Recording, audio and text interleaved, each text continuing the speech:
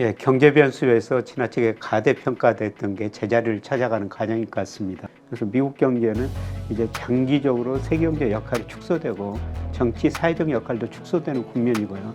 지금 실질 소득은 늘어나지 않은 상황에서 집값마저 떨어지면 역의 부효과가 나타날 거라는 겁니다. 소비 중심으로 미국 경제가 마이너스 성장하거나 혹은 성장률이 많이 둔화되리라고 보고 있습니다.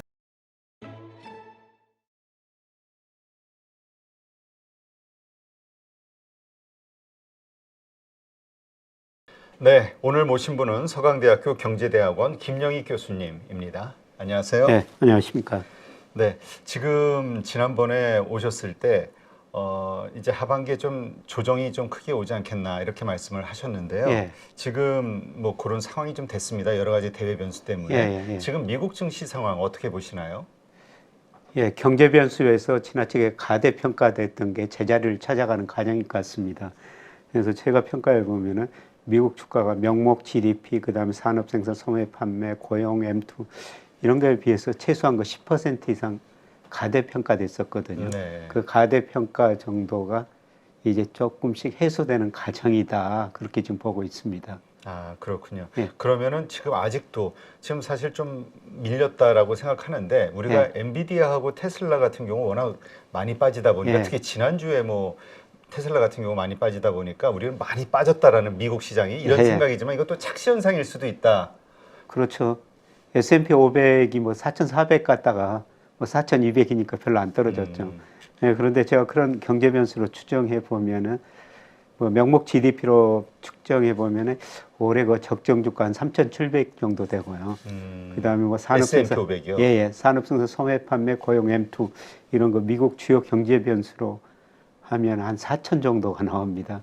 그래서 제가 4,400 무렵에는 한 10%뭐 그 이상 조정 받을 수가 있다 그랬는데 아직 뭐 제가 예상하는 그만큼 조정은 아닌 것 같고요.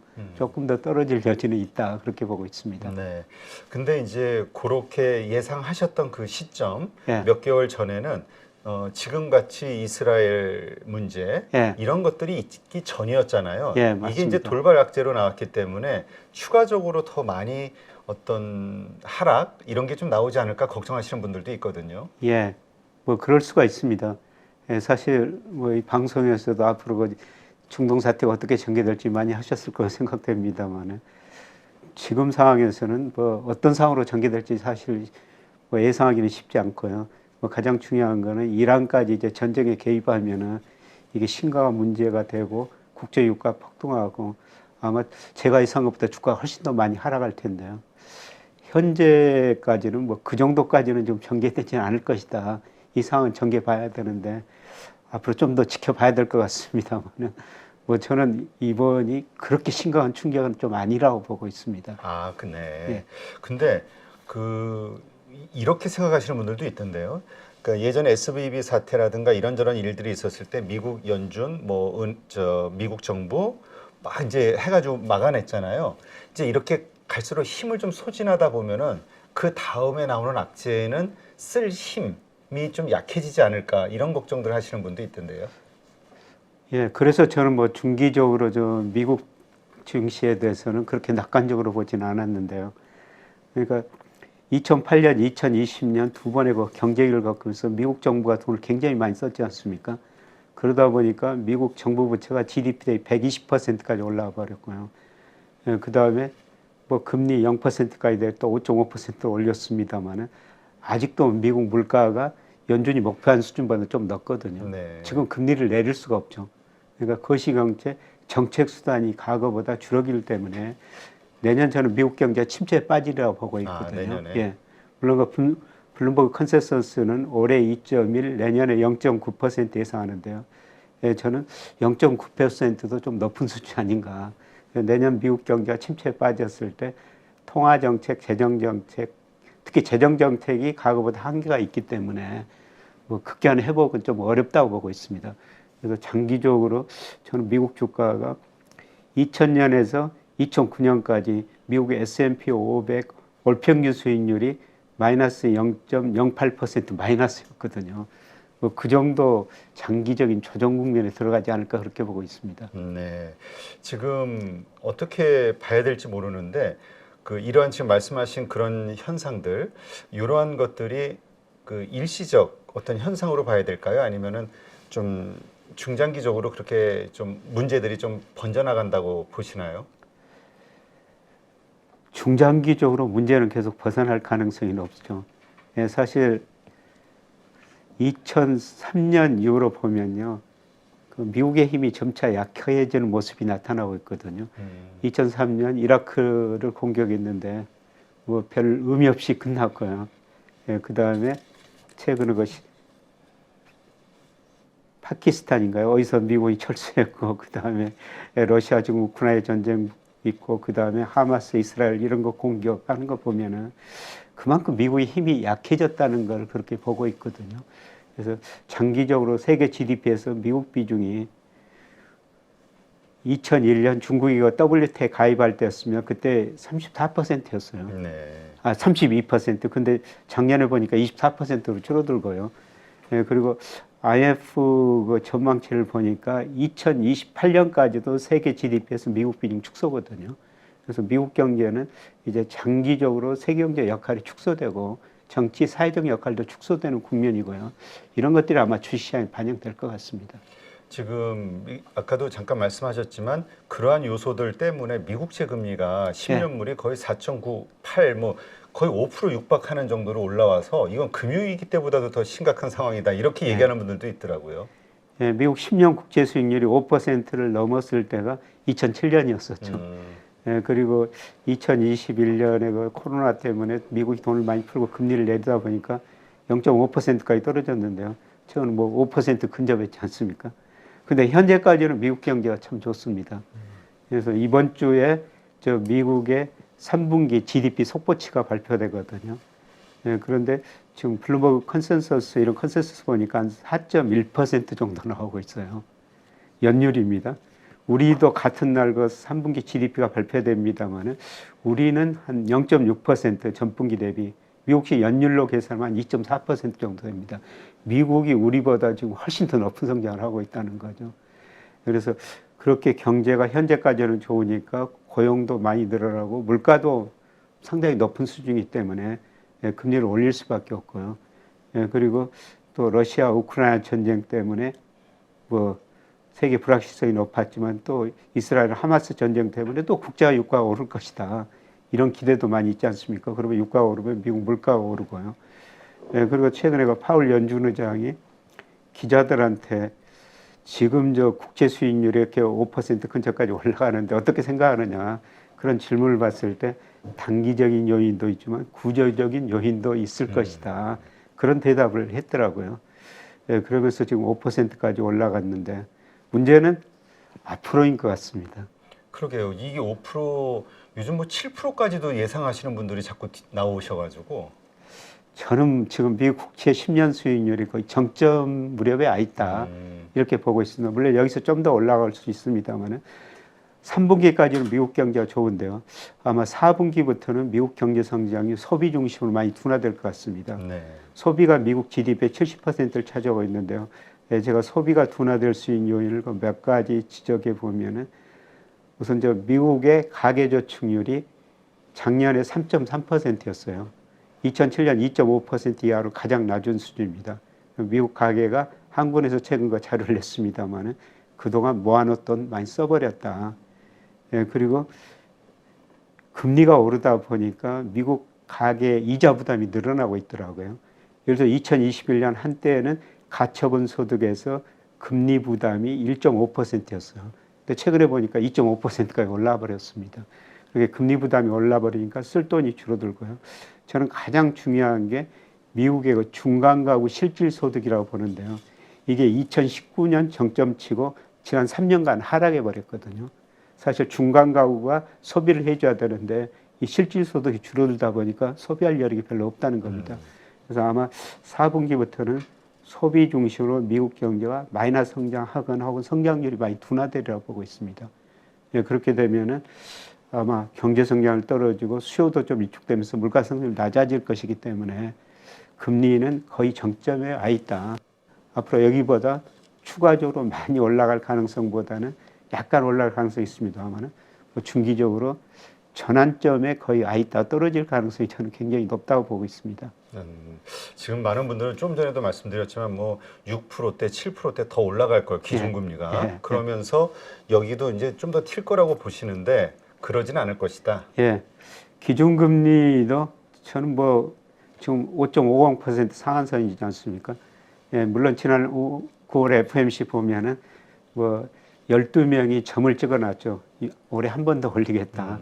예, 그랬는데 저는 올리기 쉽지 않을 것으로 보고 있습니다. 사실 그 시장 컨센서스도 내년 5월까지는 이 수준을 유지하고 6월부터는 계속 내린다는 겁니다. 네. 그 FMC가 점도표 보더라도 한 번 올리고 2026년까지 점도표를 찍어놨는데 계속 그냥 밑으로 찍어놨거든요. 그러니까 금리 인상 사이클이 거의 마무리 단계에 있다. 그렇게 보시는 게 좋을 것 같습니다. 아, 그렇다면 이번 11월 FOMC에서도 그냥 금리 동결 쪽으로 예, 저는 나오지 않을까 이렇게 예, 보시는군요. 예. 아마 지금까지는 고용 소비가 좋은데요. 뭐 10월, 11월 가면서 고용이나 소매 판매 이런 거 증가 속도가 저는 많이 둔화됐을 거로 보고 있습니다. 이런 걸 뭐 연준들이 보면서 아마 금리 동결할 가능성이 저는 높다고 보고 있습니다. 이번에 하는 총재는 미국의 금리 인상 가능성이 있기 때문에 우리도 뭐 금리 인상할 수 있다 이렇게 얘기를 했다 뭐 이렇게 뉴스들이 좀 나오는 것 같은데요. 예. 뭐 미국이 금리를 인상하면 우리도 뭐 지금 2%포인트 차이가 나니까요. 좀 올려야 되겠죠. 예, 그런데 뭐 하는 총재도 가끔 그런 이야기를 하더라고요. 방향을 봐야 된다. 예. 올리더라도 이게 뭐 한두 번 뭐 그칠 것이고 중기적으로 계속 미국 금리가 하락할 것이 아니냐. 뭐 이런 식으로 이야기하고요. 예, 특히 그 하는 그 통화정책 방향 결정이 끝나고 그 기자들 질의응답 시간이 있지 않습니까? 매번 그 기자들께서 우리나라하고 미국 금리 차가 커졌는데 돈이 빠져나가가지고 우리 환율이 많이 오를 것 아니냐. 그런 질문을 계속 하더라고요. 할 때마다 하는 총재 이야기는 물론 금리 차 큰 거는 사실이다. 근데 금리 차이만 환율을 결정하는 게 아니고 중요한 거는 방향이다. 방향을 봐야 되는데 뭐 여기서 조금 더 올릴 수 있지만 내년 이후로는 미국 금리도 떨어질 수가 있다는 겁니다. 그렇군요. 지금 금리와 관련해서 우리가 제일 불안한 것 중에 하나가 이렇게 금리가 5% 가까운 이 금리가 쭉 이렇게 가는 이 현상 이게 그 결국 그 낮은 금리 쪽에서도 SVB 사태 같은 일들이 터졌었잖아요. 예. 이런 것들이 좀 뭐 하이어 앤 롱고라고 하니까 예. 이렇게 좀 높은 금리가 오래 유지가 된다고 했을 때 생길 수 있는 부작용들에 대해서 걱정하는 분들도 있거든요. 예, 우선 소비 투자가 줄어들 수밖에 없죠. 예, 금리가 높으면은 당연히 경제 이론적으로 소비 투자가 줄어들 수밖에 없고요. 예, 그 다음에 가장 큰 문제가 저는 미국의 주택 가격이라고 보고 있습니다. 예, 그동안 채권 시장에서 거품이 발생했다. 채권 시장은 지금 10년 국채는 5%인데요. 제가 적정 수준 및 명목 잠재 성장을 추정해 보니까 한 4%거든요. 채권 시장 거품이 붕괴됐다. 주식 시장은 지금 붕괴되는 과정에 있다. 근데 주택 시장은 초기거든요. 주택 시장이 뭐 제가 평가해 보면은 물가에 비해서 너무 많이 올랐고 그 다음에 소득, 그 다음에 렌트 이런 거에 비해서 지금 거품 상태거든요. 금리가 올라가면은 아마 주택 가격이 떨어지겠죠. 그래서 앞으로 주택 가격이 가장 우리가 관심 있게 지켜봐야 될 것 같습니다. 최근에 보면은 뭐 기존 주택 매매 이게 거래량이 급감했거든요. 아, 한국? 아니요, 미국이요? 예. 우리보다 미국이 더 많이 떨어졌습니다. 얼마 전까지만 해도 계속 좋은 흐름이 나온다 이 얘기를 들었었는데 신규 주택은 비교적 높은 수준 유지하고 있는데 기존 주택은 그야말로 지금 거의 2008년 금융위기 수준까지 비슷하게 기존 주택 매매는 거래가 떨어져 버렸어요. 거래가 떨어졌다. 예. 가격이 아니라. 예. 그러니까 금리가 오르다 보니까 미국 30년 모기지 금리가 지금 7.7% 안팎이거든요. 사람들이 돈 빌려가지고 집을 사기가 굉장히 힘들죠. 예, 그리고 집을 팔려는 사람도 뭐 팔려면 새 집을 사야 되는데 기존에 낮은 금리로 대출을 받아야 했는데 집을 팔고 새 집을 살려면 또 새롭게 대출 받아야 되잖아요. 그러다 보니까 거래량이 많이 줄어들고요. 결국 저는 미국 집값이 떨어질 수밖에 없다고 생각하고 있습니다. 그렇게 되면은 미국 소비가 더 위축될 수밖에 없고요. 그래서 저는 내년에 그 미국 경기가 침체에 빠질 수 있다. 또 다른 문제는 좀 상업용 부동산이 많이 떨어지다가 조금은 지금 머뭇머뭇거리고 있는 것 같습니다. 그런데 경기가 나빠지면은 상업용 부동산까지 더 떨어질 수가 있죠. 그러면은 미국의 아마 대형은행은 아니더라도 중소은행 파산 정도 뭐 이거는 나올 것 같습니다. 이러한 것들 그 지난번에는 그 미국채가 요인이 돼서 네, 그런 어떤 현상들이 나왔는데 지금은 이제 그런 부동산 쪽에서 문제가 일어날 수 있다. 예, 저는 그렇게 보고 있습니다. 근데 그렇게 됐을 때 미국 정부가 그걸 또 어떻게 잘 해결할 능력이 될까요? 연준이나? 금리를 내리겠죠, 다시. 아, 지금 5.5%까지 많이 올라왔으니까요. 금리를 내릴 여력은 있습니다.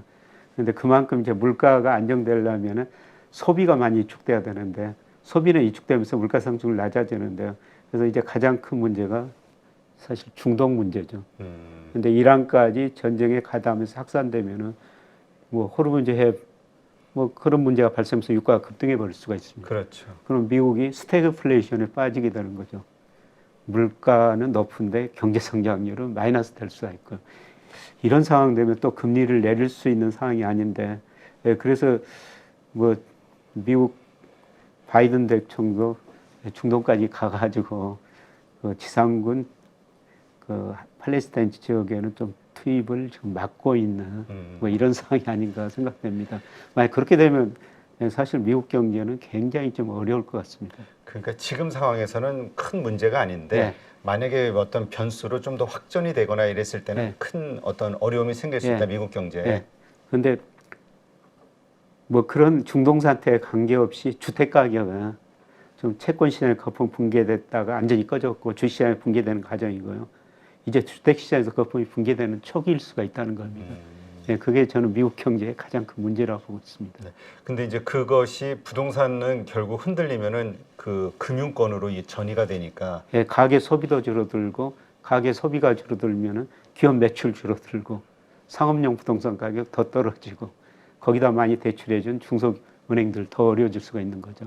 근데 참 그 미국이 경기 침체 빠질 수 있다라는 말이 잘 안 와닿는 게 지표로 보면 소비 심리 지표가 됐든 뭐 여러 가지 그 좋은 현상으로 나오잖아요. 고용률도 그렇고요. 근데 9월까지는 다 좋습니다. 예를 들어서 9월에 미국의 비농업 부분에서 고용이 33만 6천 개 증가했거든요. 네. 시장 컨센서스가 17만 개였어요. 거의 더블 가까이 되네요. 그렇게 증가하고 9월까지는 좋은데요. 이제 저는 10월, 11월 통계에 가면서 소비가 줄어들면서 뭐 기업들은 당장 매출이 줄어들 겁니다. 그러면 기업 CEO 입장에서는 야, 그동안 내가 너무 일자리를 많이 만들어놨구나. 미국 고용은 탄력적이거든요. 고용을 줄여버릴 수가 있다는 겁니다. 그래서 앞으로 고용 데이터, 뭐 소비 데이터 이런 걸 보시면은 미국 경제 성장이 많이 둔화되는 모습이 좀 나타날 것 같습니다. 그렇게 좋다가 갑자기 드라마틱하게 나빠질 수도 있나요, 미국 경제가? 미국 경제는 정말 탄력적입니다. 예를 들어서 그 코로나 때문에 소비가 급감해 버렸고요. 미국 실제 GDP가 잠재 GDP의 10% 이하로 떨어져 버리거든요. 그리고 2020년 3, 4월 달에요. 미국 비농업분에서 고용이 2,200만 개 줄어들더라고요. 그 이전 10년 동안 늘었던 일자리가 단 2달 사이에 줄어버린 나라는 겁니다. 그래서 가계 소비가 둔화되는 조짐 나타나면은 기업 매출이 줄어들고 기업은 즉시 고용 조정에 나설 거라는 겁니다. 고용이 나쁘면 소비가 더 줄어들고요. 그다음 앞서 말씀드렸습니다만은 지금 실질 소득은 늘어나지 않은 상황에서 집값마저 떨어지면 역의 부효과가 나타날 거라는 겁니다. 그렇군요. 그러면 이러한 어떤 부정적인 것들을 감안해서도 아까 말씀하셨던 그 S&P 500이 한 4천, 3,700 어느 선을 하단으로 보시는 거죠? 뭐 저는 뭐 3,700 정도까지는 시간의 문제지 내년 상반기에 뭐 올해는 뭐 4천 근처까지 가리라고 보고 있고요. 계속 지속적으로 내년 상반기까지 추세가 이제 하락으로 상당히 오랫동안 하락 추세다. 그리고 미국 금리가 올랐다고 과거 보면 당장 주가가 떨어진 거 아니라요. 시차를 보면은 미국 10년 국채 수익률이 19개월 정도 선행을 해요. 아, S&P 그래요? 500에. 어, 그래서 주가가 오르면 뭐 시차를 두고 소비가 줄어들고 경제 성장 떨어지고 기업이익 증가 감소하고 이런 게 한 16개월 정도 걸리더라고요. 19개월. 그렇게 보면은 금리가 지금 떨어진 지가 올라간 지가 오래됐지 않습니까? 네. 그 시차 효과를 고려하면요. 미국 주가는 뭐 여기서 계속 추세적으로 상승하기보다는 제자리 걸음이나 혹은 하락할 가능성이 상당히 높다는 겁니다. 그렇군요. 그렇다면 그 많은 분들 입장에서는 미국 주식을 가지고 있는 분들 입장에서는 지금이 팔아야 할 때이냐에 대한 고민이 생길 것 같은데요. 예, 저는 미국 주식 비중 좀 줄이라고 그렇게 권유를 하는데요. 예, 작년 말 기준으로 보니까 우리 국민들이 그 해외 주식 투자 많이 하고 있는데요. 예, 미국 주식 비중이 61%나 돼요. 아, 그래요? 예. 아, 그렇죠. 하긴 전부 미국이 제일 만만하죠. 그리고 예, 신뢰가 그리고 가고. 유럽 주식이 한 15%, 일본하고 중국이 한 3%씩 이 정도 되더라고요. 근데 미국 주식이 61%는 너무 높다는 겁니다. 예, 그리고 제가 아주 그 장기적으로 보면요. 10년 단위로 우리 주가가 좋았다, 미국 주가가 좋았다 이런 사이클이 반복됐습니다. 예를 들어서 1980년에서 89년까지는 우리 주가가 미국 주가보다 거의 2배 가까이 올랐었어요. 그리고 90년대는 미국 정보통신혁명이 있으면서 미국 주가가 많이 올랐고요. 2000년에서 2009년까지 미국 주가는 조금 떨어졌는데 우리는 중국 때문에 많이 올랐고요. 그다음에 2010년부터 최근까지는 미국 주가가 제일 좋았었습니다. 네. 근데 이런 사이클이 10년 단위로 반복되는데 앞으로 10년은 저는 이머징이나 우리 주가가 미국 주가보다 더 좋을 거라고 보고 있는데요. 근데 그걸 결정하는 가장 중요한 요인이 달러 지수였습니다. 달러 지수. 예. 미국 경제가 좋을 때는 달러 지수가 오르고 미국으로 돈이 몰려들고 미국 주가가 좋았는데요. 달러 지수가 하락할 때는 미국 주가가 상대적으로 나빴다는 겁니다. 근데 달러 지수가 작년 9월, 10월에 그 선진국 통화지수 114까지 갔습니다. 네. 얼마 전에 100까지 떨어졌다가요. 지금 106 안팎에서 오르고 있는데 100에서 106까지 올랐으니까 최근에 달러가 강세죠. 그런데 작년 10월을 정점으로 저는 달러 가치가 하락 추세라고 그렇게 보고 있거든요. 이런 의미에서 보면은 미국 주식 비중 61%는 너무 높다. 이걸 비중을 좀 낮추고 뭐 일본 비중을 늦든지 이머징 마켓 비중을 좀 늘리든지 우리 비중을 좀 늘려야 된다는 겁니다. 네. 근데 어떤 분들은 이렇게 생각할 수도 있을 것 같아요. 미국 시장이 떨어지면 우리는 더 떨어지는 현상을 보이는데 미국은 떨어지고 우리는 오를 수 있을까에 대한 고민. 미국이 떨어지면 우리 주가는 같이 떨어질 수밖에 없는데요. 아까 명목 GDP로 미국 주가는 뭐 경제 변수 10 내지 20% 가대평가됐다는데요. 우리 코스피는 지금 저 명목 GDP 올해 2.5%, 실질 GDP 1.2% 가정한대요. 그거로 하면 적정 주가가 3천이 약간 넘습니다. 아, 예, 그리고 M2 유동성에 비해서도 그 다음에 오늘 보니까 그 간세청에서 1일에서 20일까지 수출을 발표했는데요. 일평균 수출이 제가 주가하고 상관계수가 높기 때문에 면밀하게 지켜보는데 10월 1일에서 20일까지 일평균 수출이 작년 동기보다 8.6%나 증가했어요. 작년 9월 이후 처음으로 수출이 증가세로 돌아선 거거든요. 아, 네. 예. 그래서 우리 주가는 저평가됐기 때문에 상대적으로 절 떨어지고 올라갈 때 미국 주가가 뭐 계속 떨어지기만 하지 않죠. 떨어졌다가 좀 뭐 조정을 보일 수도 있고 반등할 때도 있거든요. 저는 이때 우리 주가가 더 탄력적으로 오를 수 있다고 보고 있습니다. 근데 요즘 그 세계 그 트렌드라고 해야 될까요? 자국 이기주의가 만연해 있는 세상이 돼버렸잖아요. 예. 그러다 보니까 리쇼어링, 자기 나라에 자꾸 공장을 짓고 기업들도 들여오게 하고 예. 또 외국 기업도 유치하려고 하는 노력들이 막 펼쳐지다 보니까 무역으로 먹고 사는 우리 한국의 경제는 갈수록 더 어려워지지 않겠느냐 예. 이런 걱정하시는 분들도 있던데요. 뭐 중기적으로 우리 경제를 뭐 낙관적으로 볼 수는 없죠. 제가 우리나라 잠재 성장을 추정해 보니까 현재 2%에서 1% 후반으로 진입하는 과정이고요. 2030년 가면 1%, 그 이후로 가면은 0%대 진입을 해요. 예, 그런데 중요한 거는 우리 명목 GDP가 일본식으로 마이너스는 아니라는 거죠. 제가 우리 명목 잠재 성장을 추정해 보니까 한 3.7% 정도 나옵니다. 예, 그런데 장기적으로 보면은 명목 GDP 성장률에 비해서 우리 코스피 상승률, 연평균 상승률이 한 1%포인트 정도는 높거든요. 네. 예, 그러면 명목 GDP가 3.7% 성장 능력이라면 코스피는 5% 안팎 매년 성장할 수 있는 능력이 있다는 겁니다. 그래서 기대 수익률은 낮춰야 되는데요. 코스피가 중기적으로 하락 추세로 접어든 건 아니라는 거죠. 매년 5% 정도는 연평균 성장할 수 있는 능력이 있다. 그런 의미가 되겠습니다. 네. 그러니까 우리가 그 펀더멘털상 좀 저평가돼 있다. 오를 수 있는 룸이 있다. 예, 예. 정상화되는 과정이 필요하다. 예, 이렇게 그렇습니다. 이해를 하면 될까요? 예, 장기적으로는 코스피가 5% 정도 상승한 게 적정 수준인데, 그런데 지금은 그거에 비해서 코스피가 지나치게 밑에 있다는 겁니다. 저평가돼 있으면. 이 제자리에 가는 이 과정에서는 주가 상승률이 높을 수가 있다는 겁니다. 네.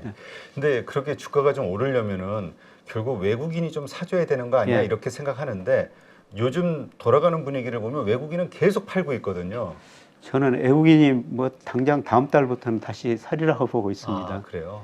왜냐하면은 아까 말씀드렸습니다만 11월 1일 날 10월 수출이 발표가 되거든요.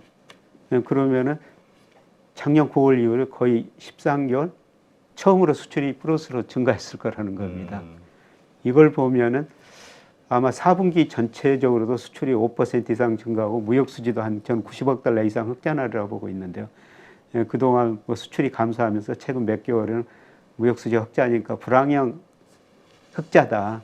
근데 그런 단어들이 저는 4분기에는 사라질 거라고 보고 있고요. 수출이 증가하면은 우리 경제 성장률도 어느 정도 올라갈 거라는 겁니다. 네. 그래서 이런 걸로 평가하면은 제가 한국 코스피 저평가됐다 말씀드렸습니다. 지금 우리 환율이 1,350원대인데요. 이것도 제가 평가하면 지나치게 환율이 우리 경제력에 비해서 높습니다. 아, 네. 네.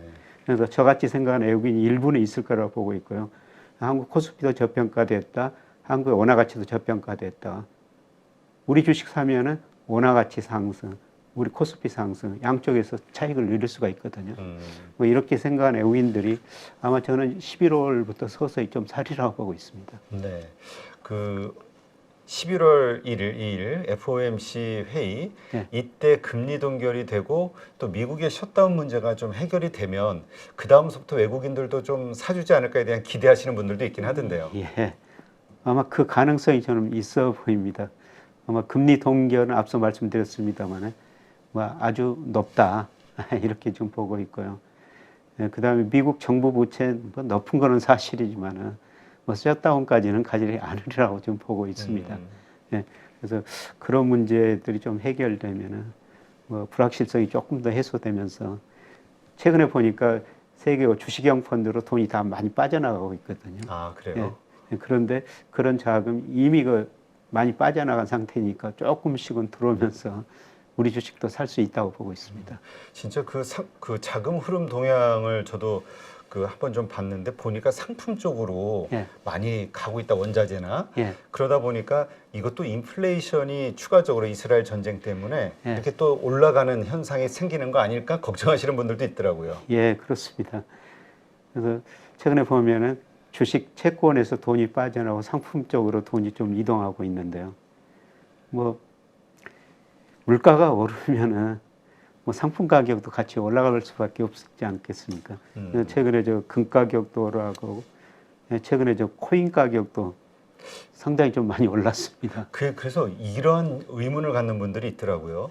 그 상당히 그 위기 같은데 예.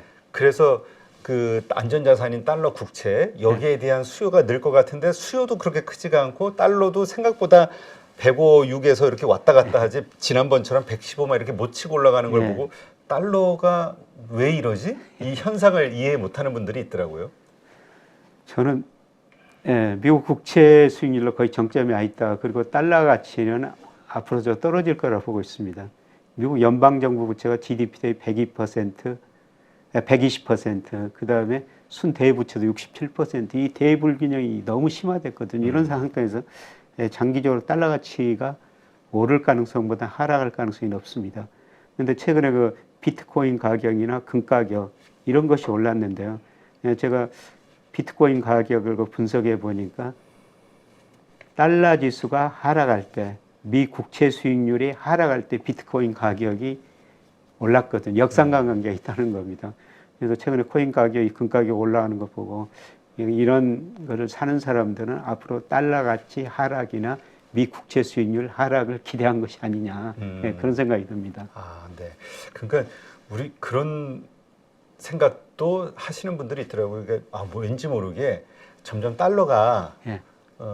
이런 어떤 위기 상황에서도 이렇게 좀 상방의 한계를 부딪히는 거를 보면서 약해지나 보다, 혹은 국채를 너무 많이 발행해서 달러 가치가 점점 더 떨어질 거로 보나 보다. 예. 이게 맞는 얘기인가 예, 보네요. 미국 부채 아까 말씀드린 너무 높고요.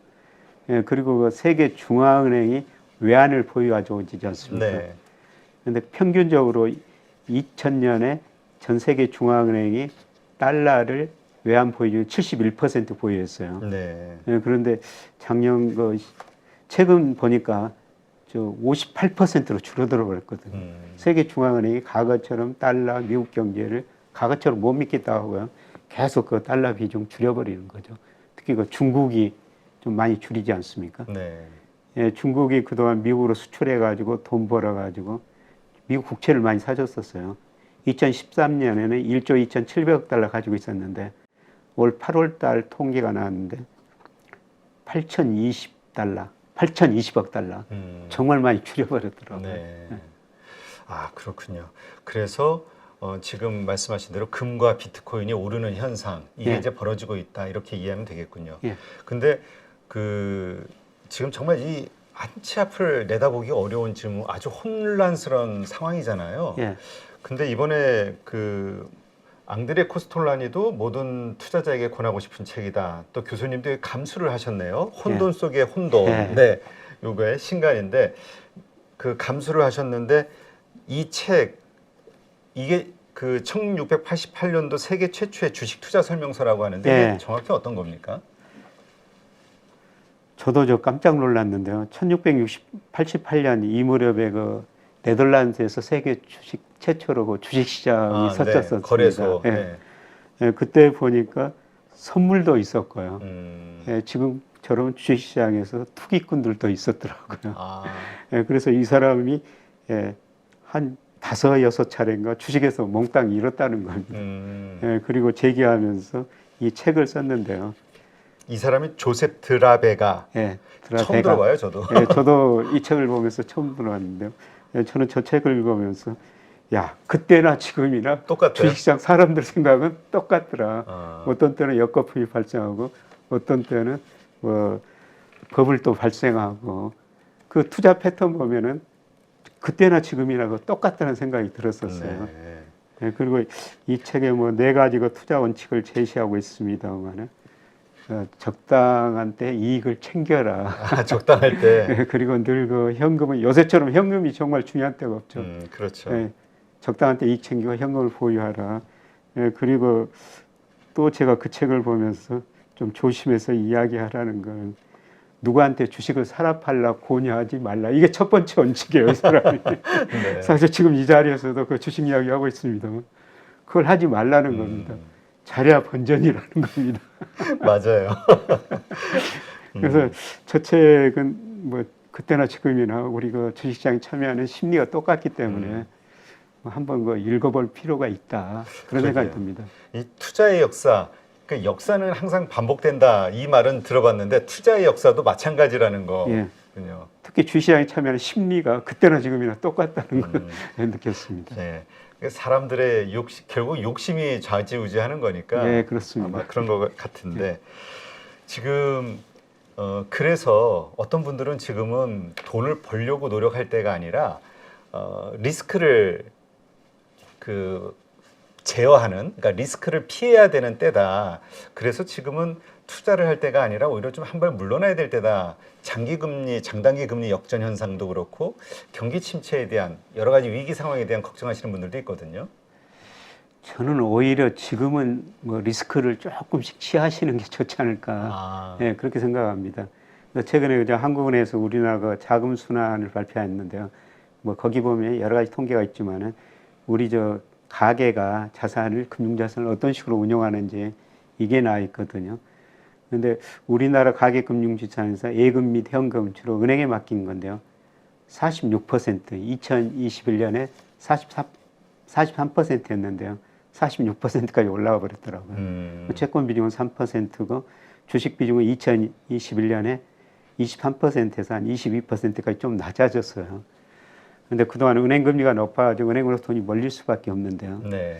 예, 제가 평가해본 아까 미국 국채 수익률이 거의 정점 무렵에 있다. 우리 10년 국채 수익률도 작년 그 10월에 4.6% 갔다가 올 2월에 3.2% 떨어졌다가 최근에 그 4.36%까지 올라갔거든요. 네. 우리 국채 수익률도 제가 우리 명목 성장률 이런 거 비하면은 지나치게 높습니다. 저는 채권 투자 기회를 주고 있다고 생각하고 있고요. 그리고 앞서 계속 말씀드렸으면 우리 명목 GDP 유동성 그다음에 수출 일평균 수출에 비해서 우리 코스피가 저평가 영역에 들어섰거든요. 네. 이럴 때는 제가 그동안은 뭐 계속 그 리스크 관리를 많이 말씀드렸습니다만은 이럴 때는 오히려 그 리스크를 좀 취하면서 은행예금 비중 줄이고 채권 주식 비중을 조금 더 늘리셔도 되지 않을까 저는 그렇게 생각하고 있습니다. 그 채권이라는 거는 우리 국채를 말씀하시는 건가요? 아니면 회사채를? 국채요. 국채, 한국 예. 국채? 예. 지금 미국 국채, 우리 국채 사셔도 되는데요. 근데 미국 국채보다는 우리 국채를 더 사시는 게 좋을 것 같습니다. 왜냐하면은 앞서 말씀드렸으면 달러 가치가 저는 장기적으로 하락하리라 보고 있고요. 예, 그리고 한국은행 총재도 이번 저 금통위 그 통화정책 방향 결정이 끝나고 우리 잠재 성장률 많이 걱정하고 있지 않습니까? 뭐 장기적으로 보면 미국보다도 낮아질 거예요. 예, 그랬을 때 우리 금리가 미국 금리보다 더 낮아질 수가 있거든요. 시장 금리가. 네. 이거는 이제 앞으로 지켜봐야 되겠다. 많은 연구가 필요하다. 이분도 이런 말씀을 하셨는데 예, 저는 갈수록 우리 잠재 성장이 미국보다는 좀 낮아질 거라고 보고 있습니다. 이런 의미에서 우리 국채 수익률이 미국보다 더 낮을 수 있다.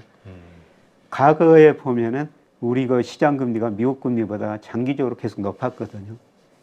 이제 일본처럼 우리 금리가 미국 금리보다 낮은 시대가 도래할 것이다. 구조적인 문제다. 네. 이런 의미에서 아마 우리 국채를 더 사시는 게 좋을 것 같고요.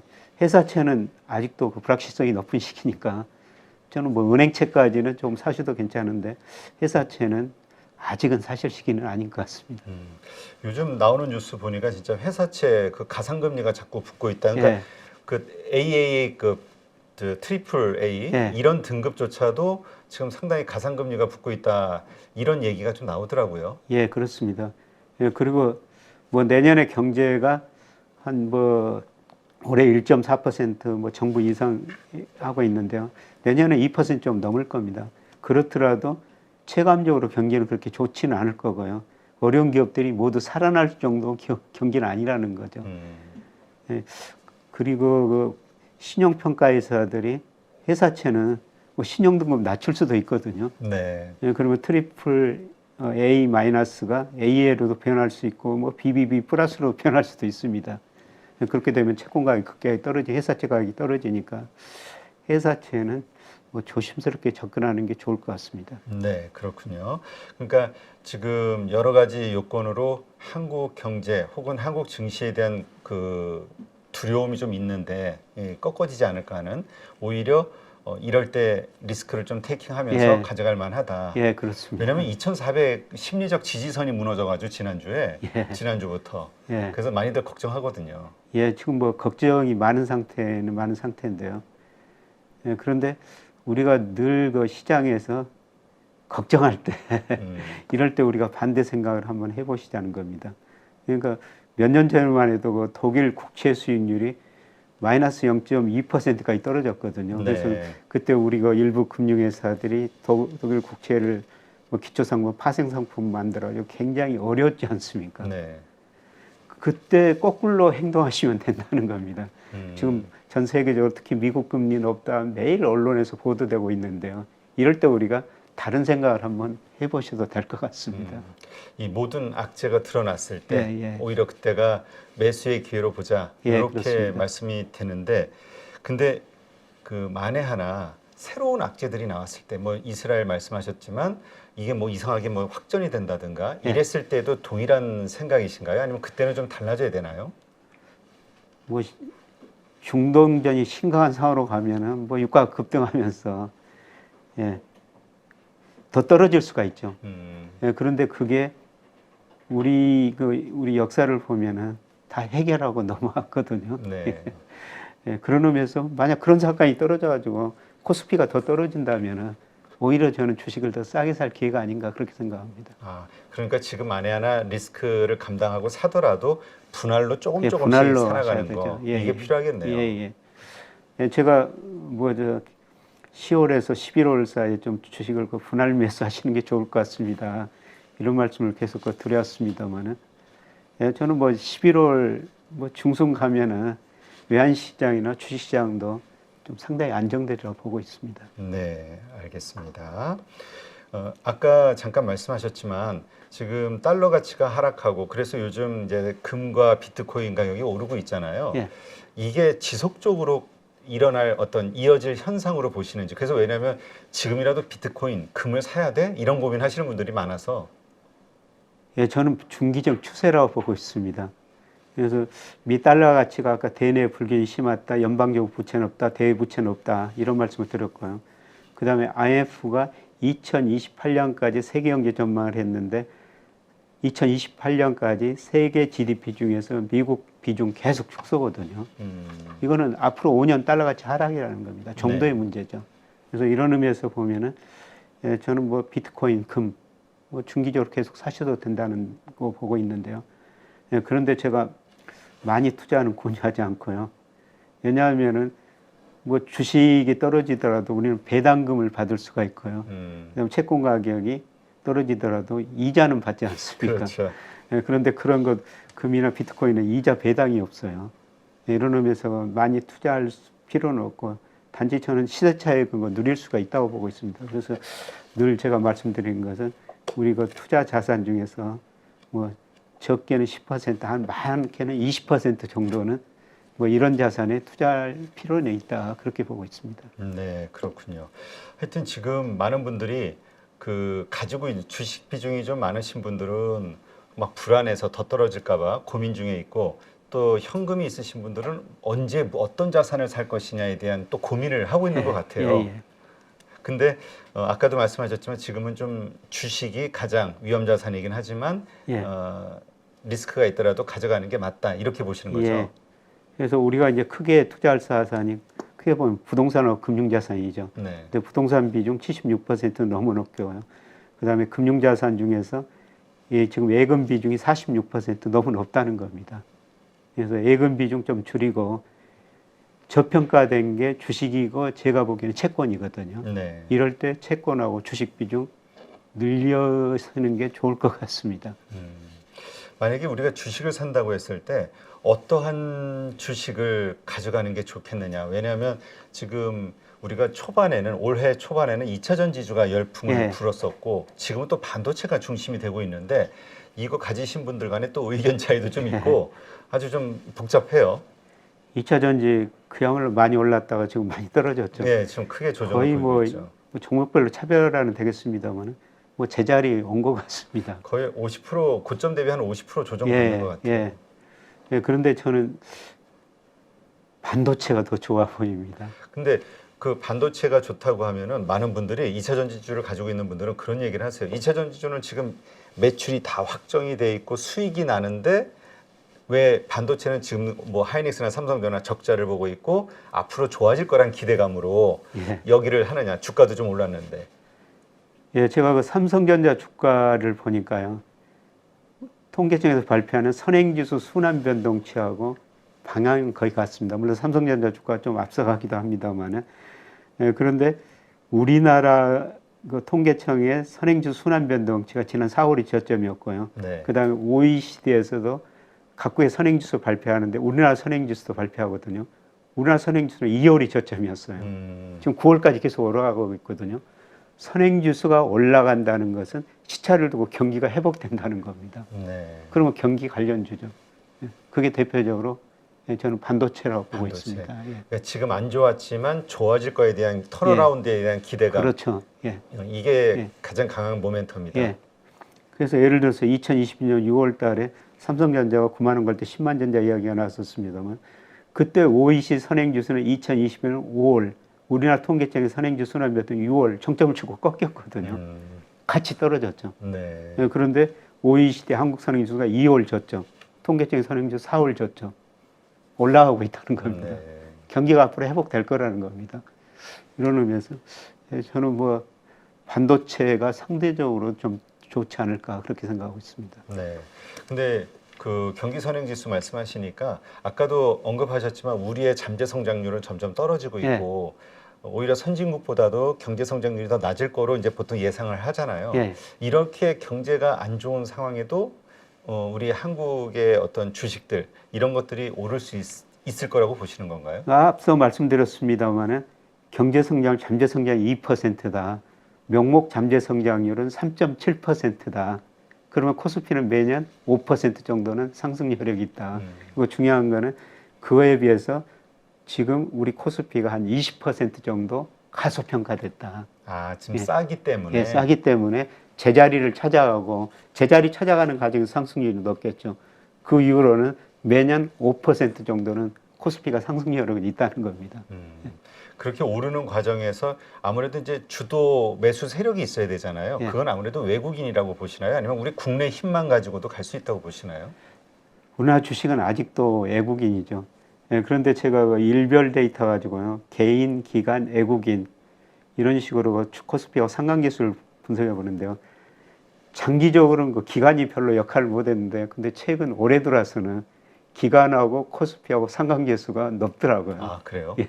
그래서 올해는 좀 기관의 역할이 좀 있었는 것 같은데 장기적으로 보면은 우리 코스피하고 외국인하고 상관계수가 절대적으로 높습니다. 개인은 상관계수가 마이너스예요. 오히려 그렇죠. 우리 그 개인이 산 주식은 오히려 하락한다고 예. 네, 그런 얘기가 있어가지고. 그래서 저는 뭐 아직도 우리 주식은 외국인에 의존하는 시장이다. 예. 그래서 외국인이 언제 살 것인가. 근데 앞서 말씀한 11월 통계, 수출 통계가 나오면은 아마 한국 경제에 대한 시각이 좀 저는 외국인들 시각이 달라질 수 있다고 보기 때문에 11월, 12월 가면서 다시 살이라고 보고 있습니다. 네. 그 지금 한국 증시 오늘 뭔가 그 기대감을 불러일으키는 요소 중에 하나가 사우디하고의 무슨 관계, 네옴시티 뭐 이런 여러 가지 중동에서의 그 문제들인 것 같아요.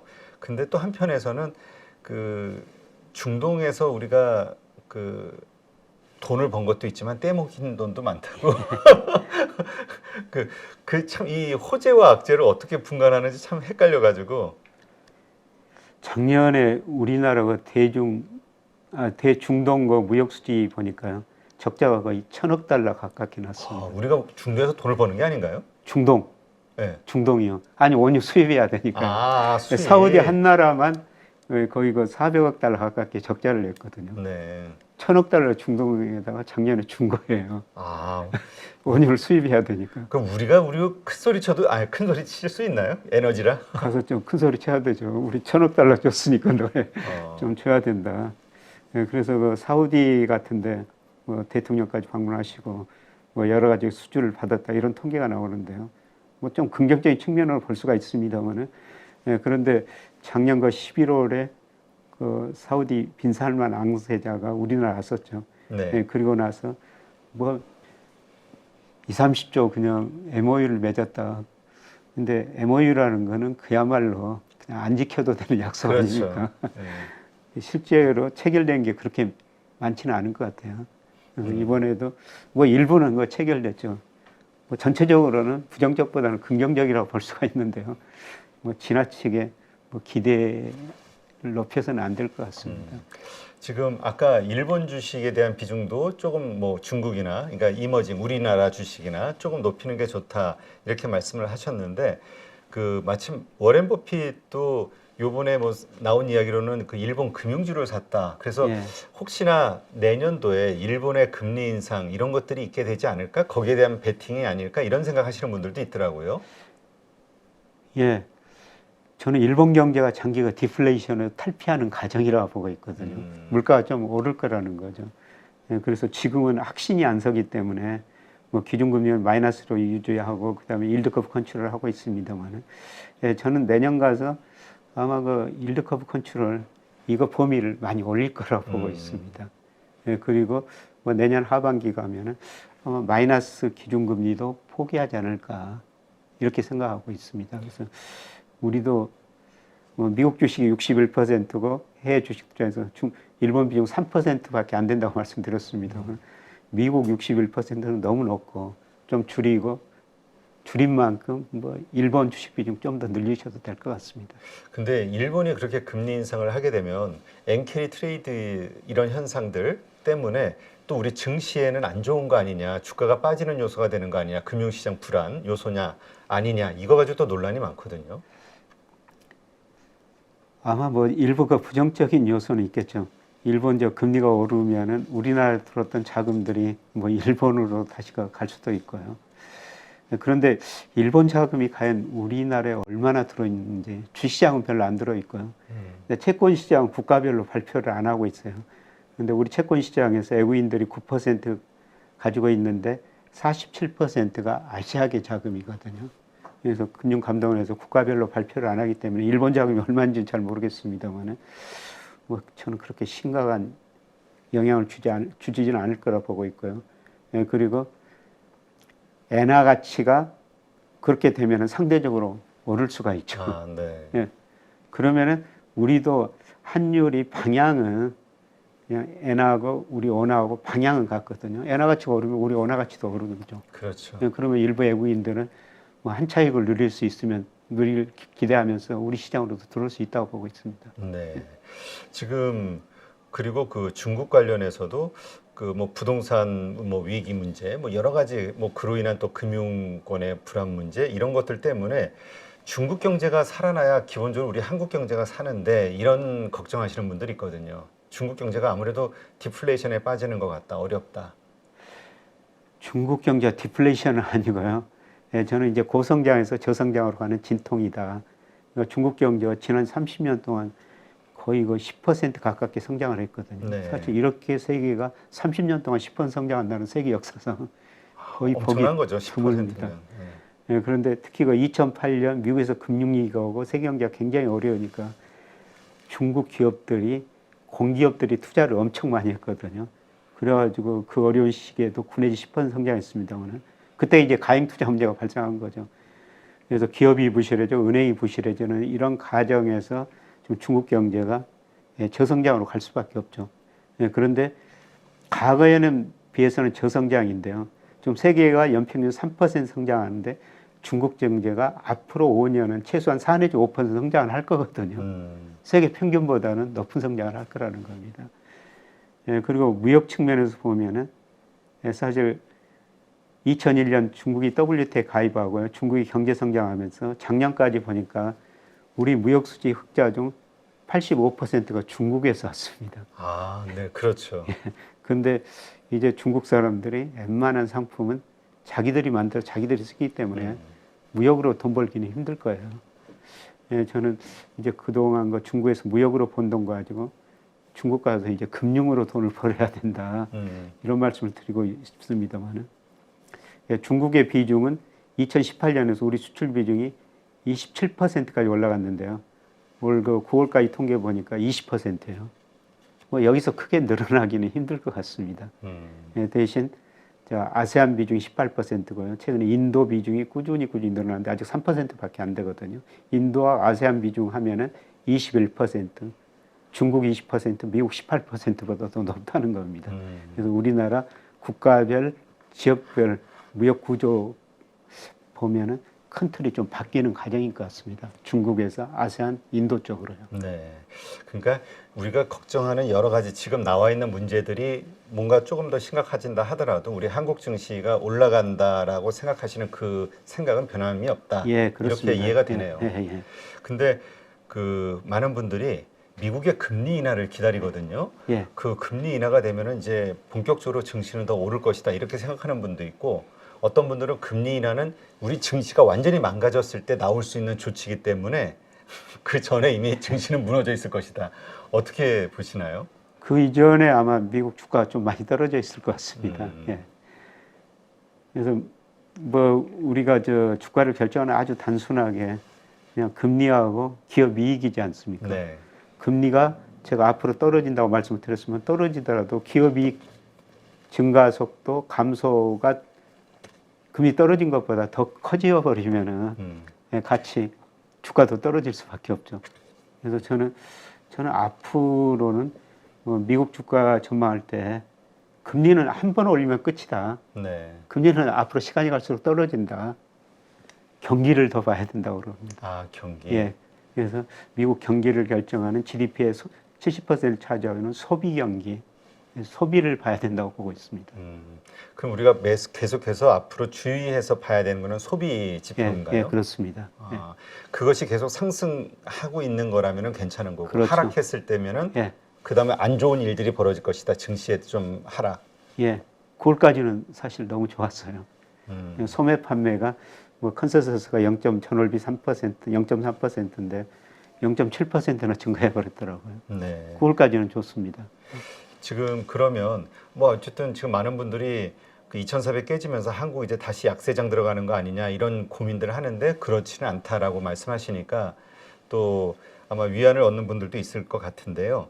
한국 경제가 이렇게 계속 이렇게 노이즈가 발생하는 문제의 원인은 뭐가 있다고 생각하시나요? 우선 우리 경제가 수출 의존도가 너무 높다는 거죠. GDP에서 수출이 차지하는 비율이 작년 기준으로 45%예요. 세계 경제가 어려우면은 한국 경제와 수출 의존도가 높다. 한국 경제가 어려워질 것이다. 그래서 세계 경제가 어려울 때 우리 돈 가치가 제일 많이 떨어져 버리거든요. 근데 세계 경제가 안정되면은 금방 제자리에 돌아온다는 겁니다. 그리고 우리 경제가 또 다른 문제점은 가계부채가 많다는 겁니다. 아, 네. 가계부채가 많으니까 소비 중심으로 장기적으로 좀 낮은 성장을 할 수밖에 없다. 그런데 가계부채가 절대적으로 뭐 GDP 대비 작년 말에 그 105%까지 올라갔다가 2분기 102% 좀 낮아졌는데요. 그런데 우리가 그 가계부채만 생각하지 말고 가계금융자산도 늘어나는가. 이걸 좀 같이 보셔야 됩니다. 그런데 최근 보면은 가계부채도 높지만은 금융자산 늘어나는 속도가 상대적으로 좀 빠르거든요. 아, 그래요? 예. 이런 거 긍정적인 측면도 있습니다. 그렇죠. 계속해서 우리는 부동산 불패 여기에 신화에 빠져 있어가지고 예. 그냥 자산 늘리려면 큰 레버리지 활용해서 부동산을 사서 굴리는 게 큰 수익이 난다 이런 예. 생각을 많이 하더라고요. 예, 그렇습니다. 근데 지금 한은 총재도 경고한 것처럼 지금은 빚을 낼 때는 아니라고 보시는 건가요? 그렇죠. 빚내서 집 살 시기는 저도 아니라고 보고 있습니다. 예, 2분기 통계는 아직 못 봤습니다. 1분기까지 보니까요. 그러니까 한국의 그 금융안정보고서에 보니까 그 PIR 소득에 비해서 집값 그게 2012년 그 평균이 11배 정도 되더라고요. 예, 그런데 올 1분기 기준으로 보니까 9배예요. 아직도 평균에 비해서 소득에 비해서 집값이 높다는 거죠. 아, 네. 예, 그 다음에 뭐 렌트 이런 비용에 비해서도 가격 평균에 비해서 아직도 집값이 서울의 경우는 평균 20% 정도 가대평가됐습니다. 집값이 떨어질 가능성이 있고요. 한국은행 총재가 더 우려한 거는 금리가 과거처럼 1, 2%로 떨어질 거로 기대하지 말아라. 아, 여기도 우리도 저 하이어 앤 롱 거네요. 예. 근데 저는 저 금리가 뭐 이미 그 정점으로 와 있고 떨어지기는 떨어지지만은 그 속도가 문제인데 뭐 아주 장기적으로 보면은 우리 잠재성장이 2030년 가면 1%로 떨어지면은 그때 가면 1%로 금리가 떨어질 수가 있죠. 예. 근데 그거는 먼 미래고. 그렇죠. 예. 단기적으로 그렇게 금리가 빨리 떨어질 걸 기대하지 말아라. 그 집값이 비싸다. 예, 이런 이야기를 하는 것 같습니다. 지금 그렇다면 지금의 인플레이션 그 4% 5% 이런 인플레이션이 좀 오랫동안 지속이 될 것이다라고 생각하시는 분들도 많던데 이렇게 가기 때문에 금리는 계속 그런 유지가 된다라고 봐야 될까요? 고금리? 인플레가 이제 과거보다는 높은데요. 그런데 우리 그 인플레가 지금 뭐 3% 9월에 넘었었습니다만은 뭐 정부나 한은도 연말 12월 가면 한 3% 초반까지 떨어질 것이다. 뭐 제가 가지고 있는 모델도 3% 초반으로 떨어지고요. 내년 가면 2%대 후반에 접근해요. 좀 빠르게 떨어질 걸로 보시네요. 예. 그러다 보면 이제 금리가 떨어질 수가 있죠. 예, 그런데 과거보다는 좀 떨어지는 속도는 좀 느릴 것입니다. 네, 알겠습니다. 앞으로 우리 경제 수출 데이터 이것만 증가하는지 이걸 가장 중요하게 봐야 될까요? 예, 그래서 11월 1일 날 10월 수출입 동향이 발표되는데요. 예, 그게 굉장히 저는 중요한 지표 중에 하나라고 보고 있습니다. FOMC하고 나란히 붙어 있네요. 예, 그렇습니다. 그래서 그때 그걸 보고 예, 앞으로 그 외국인들의 매수 이런 것도 한번 방향을 예. 한번 봐야 된다. 예. 예, 그런데 저는 외국인들이 매수할 것이다. 예, 그래서 뭐 주식을 조금씩 비중을 늘려야 된다. 그런 말씀 드리고 싶습니다. 네, 요즘 그 주식시장이 워낙 힘들다 보니까 가지고 있으신 분들은 그냥 노트북 덮고 산보나 나가야지 뭐 이런 얘기들 하시고 뭐 책을 읽어야지 이런 얘기들 하시는데 이럴 때 과거 혼돈 속의 혼돈 최초의 주식 투자 설명서 1688년도에 있었던 일인데 이런 것이 계속 반복이 된다고 하니까 이런 것을 통해서 우리의 심리, 우리 시장을 좀 객관화해서 보는 것도 괜찮겠네요. 예, 늘 주식시장은 혼돈인데요. 네. 근데 혼돈이 극단적인 상황으로 이런 식으로 언론에 많이 보도가 될 때 오히려 기회가 될 수 있다. 이런 측면에서 한번 생각해 볼 필요가 있고요.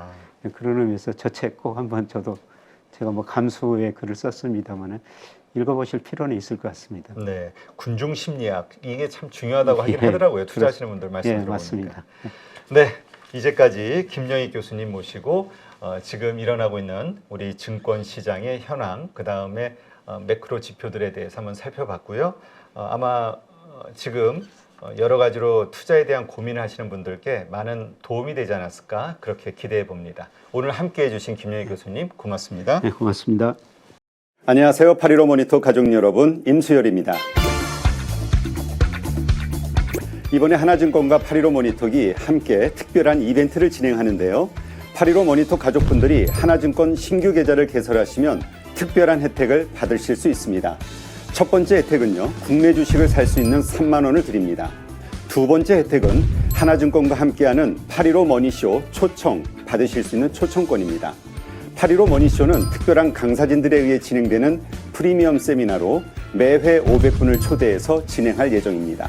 그 외에도 소수점 주식 혜택을 드릴 거고요. 하나증권 계좌를 처음 만드는 분이라면 누구나 신청 가능하십니다. 이제 혜택 받는 방법 알려드리죠. 영상 하단부 더보기란에 기재된 링크를 통해 신청하시면 됩니다. 반드시 더보기란 링크를 통해서 계좌를 개설해야 이 혜택을 받을 수 있으니 유의해 주시기 바랍니다. 하나증권과 8.15 모니터기 함께 주식으로 하나 되다. 8.15 모니터 가족 여러분의 많은 참여 부탁드립니다.